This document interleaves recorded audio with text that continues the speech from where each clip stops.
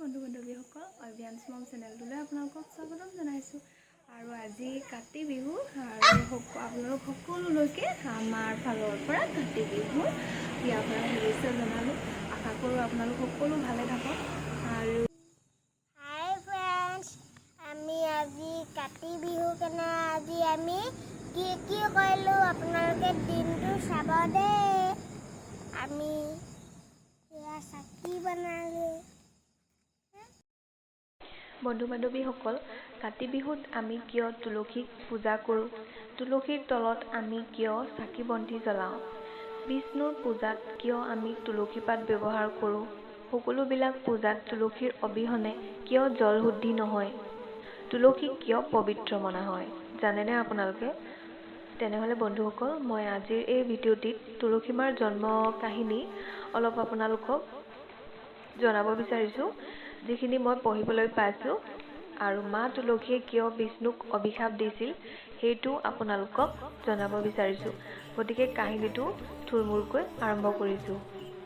তুলসী হৈছে ৰজা ধৰ্মধ্বজ আৰু ৰাণী মাধৱীৰ ৰূপৱতী কন্যা। তেওঁ সৰুৰে পৰা আছিল গুণৱতী, ভক্তিপৰায়ণ আৰু ৰূপৱতী। লাহে লাহে তুলসী ডাঙৰ হৈ গাভৰু হ'ল আৰু বিষ্ণুক পতি হিচাপে পাবলৈ ঘোৰ তপস্যাত বিলীন হ'ল। তপস্যাত সন্তুষ্ট হৈ ব্ৰহ্মাই ক'লে যে, হে কন্যা, তুমি কি বিচাৰা? তেতিয়া তুলসীয়ে ক'লে যে, মই বিষ্ণুক পতি ৰূপে পাব বিচাৰোঁ। তেতিয়া ব্ৰহ্মাই ক'লে, তুমি বিষ্ণুক পতি হিচাপে পাবা, কিন্তু তাৰ আগতে তুমি শংখচূড়ৰ লগত গন্ধৰ্ব বিবাহত বহিব লাগিব। তুলসীয়ে ব্ৰহ্মাই কোৱা মতে শংখচূড়ৰ লগত বিবাহ হ'ল। তুলসী আছিল সতী, পবিত্ৰ তথা পতিব্ৰতা নাৰী, আৰু শংখচূড় আছিল দৈত্য আৰু বিষ্ণুভক্ত। আগৰ জনমত শংখচূড় আছিল বিষ্ণুৰ প্ৰিয় বন্ধু সুদামা, যাক বিষ্ণুৱে খুব ভাল পাইছিল।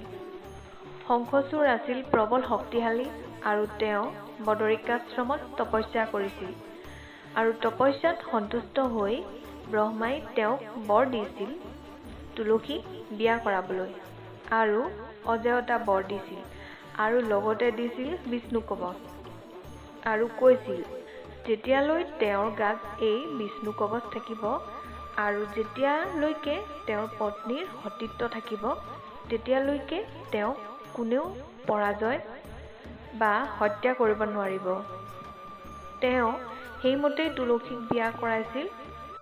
শংখচূড়ে নিয়ম মতে দৈত্য ধৰ্ম পালন কৰিছিল, কিন্তু এই কাৰ্য আছিল পাপস্বৰূপ। তেওঁ তিনিও লোকতে বিজয় লাভ কৰাত বিভিন্ন মহাকাশীয় ৰাজ্যৰ পৰাও দেৱতাসকলক উলিয়াই দিছিল। সেই দেখি দেৱতাসকলেও সহিব নোৱাৰি বিষ্ণুক অনুৰোধ কৰিলে, হে প্ৰভু, আমাক ৰক্ষা কৰা, বিশ্ব ব্ৰহ্মাণ্ডক ৰক্ষা কৰা আৰু শংখচূড়ক হত্যা কৰা।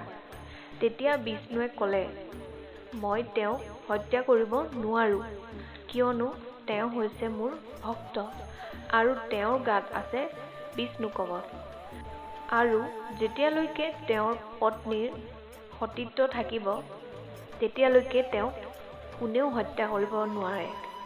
সেয়ে বিষ্ণুৱে শিৱক শংখচূড়ক মৰাৰ দায়িত্ব অৰ্পণ কৰিলে আৰু ক'লে যে যিকোনো প্ৰকাৰে শংখচূড়ৰ পৰা বিষ্ণু কৱচটো আনিব লাগে, আৰু সেই সময়তে বিষ্ণুৱে তেওঁৰ শংখচূড়ৰ পত্নীৰ সতীত্ব নাশ কৰিব।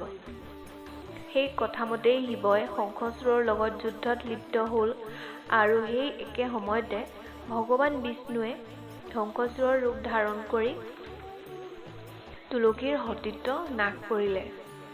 সতীত্ব নাশ কৰাৰ লগে লগে শিৱই শংখচূড়ৰ শিৰচ্ছেদ কৰিলে, আৰু তেতিয়াই শংখচূড়ৰ মূৰটো আহি তুলসীৰ ওচৰ পালেহি।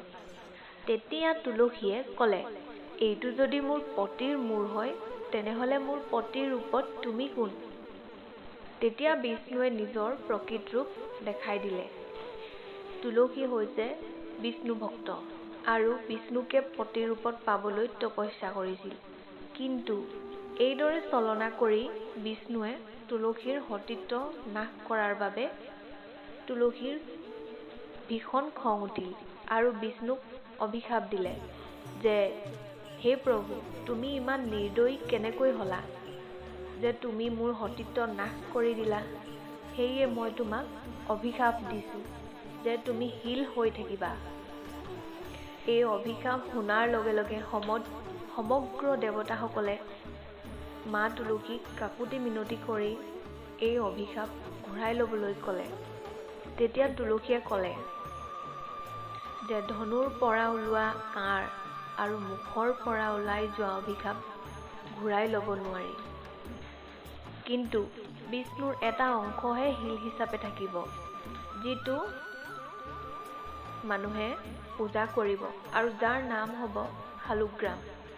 তুলসীৰ এই সতীত্ব তথা কথাখিনি শুনি বিষ্ণুৱে তুলসীক আশীৰ্বাদ দিলে যে হে দেৱী, তোমাৰ এই নশ্বৰ দেহ ক্ষয় হৈ গণ্ডকী নদীলৈ পৰিণত হ'ব আৰু এই গণ্ডকী নদীৰ পাৰতেই মই শালুগ্ৰাম হিচাপে থাকিম।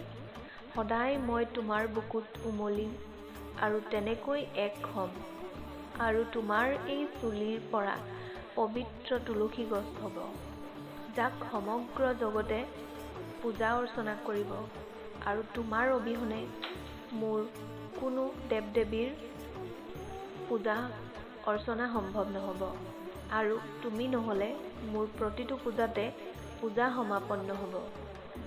আশীৰ্বাদ পাই তুলসীয়ে আনন্দিত হৈ বিষ্ণুক ধন্যবাদ জনালে আৰু ক'লে, শংখচূড়ো মোৰ পতি হয়, যিমান যি হ'লেও মই তেওঁক কেনেকৈ পাহৰিম।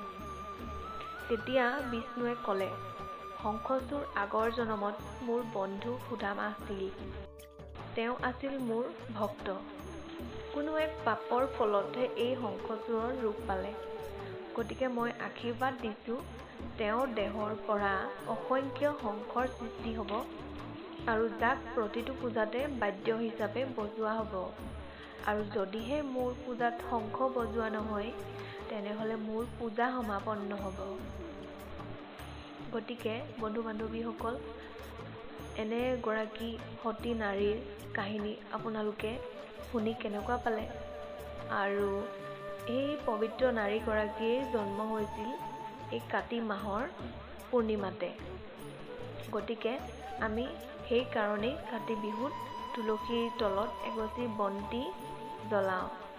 গতিকে বন্ধু বান্ধৱীসকল, কেনে লাগিল কাহিনীটো আপোনালোকে কমেণ্ট